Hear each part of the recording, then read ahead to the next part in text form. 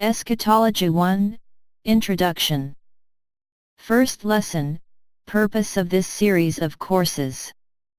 In this first little lesson, I would like to try to explain the purpose of this series of courses that will last a few minutes each, and which will be Catholic theology. First, what is theology? The difference between theology and catechism or catechesis is that theology presents faith with an intelligible order.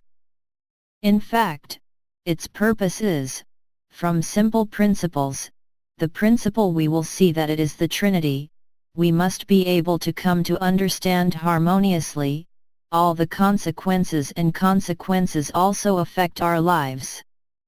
What are we doing on earth? Why is God hiding? Why suffering? Why, when we pray, are we not, in any case on earth, visibly always fulfilled? What happens after death? Where are we going? In catechesis, on the contrary, we do not necessarily seek this intelligible order. We seek rather to stimulate the faith, the zeal of those who receive it, to encourage them to enter into a relationship with God, a living relationship. So here it is Catholic theology, and normally after this series of small lessons, there will be a panorama, normally harmonious, that will give reason for almost all Catholic theology. Then the plan that we will follow is quite simple. It is obviously first of all the principle of everything, a principle in science, in philosophy in particular. It is the cause of all the intelligibility of the rest. This is what allows, a bit like a sun, to illuminate the totality of realities. Obviously, and that's logical, since this world was created by God and created for God, not in a selfish way, but in a deeply generous way, and well, if we do not understand the Trinity, I think we cannot understand the rest. I remember when I was young at the age of 20, when I started theology, I thought that the Trinity, it was useless at the level of theology.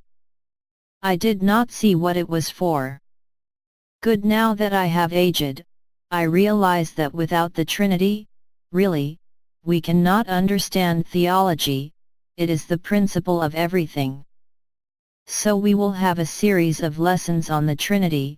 We will explain how it works, if we really can say that, because it is a being, it is the most profound person, it is the infinite person. We will see in theology how to avoid traps, errors, in its intellectual organization. It is adapted to us and obviously not the Trinity itself, and we will see the consequences. That is why in a second part, we will see the future of humanity, after the creation, and also we will see the future of the other creatures that are the angels, this becoming explained by the work of the Trinity. Finally, in a third part, we will see the end of everything, what is called eschatology.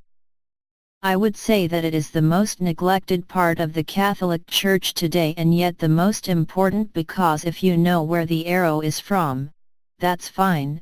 If you know your way, it's very well, but if we do not know the target who is targeted, well, I think our knowledge is not perfect and hope is not nurtured.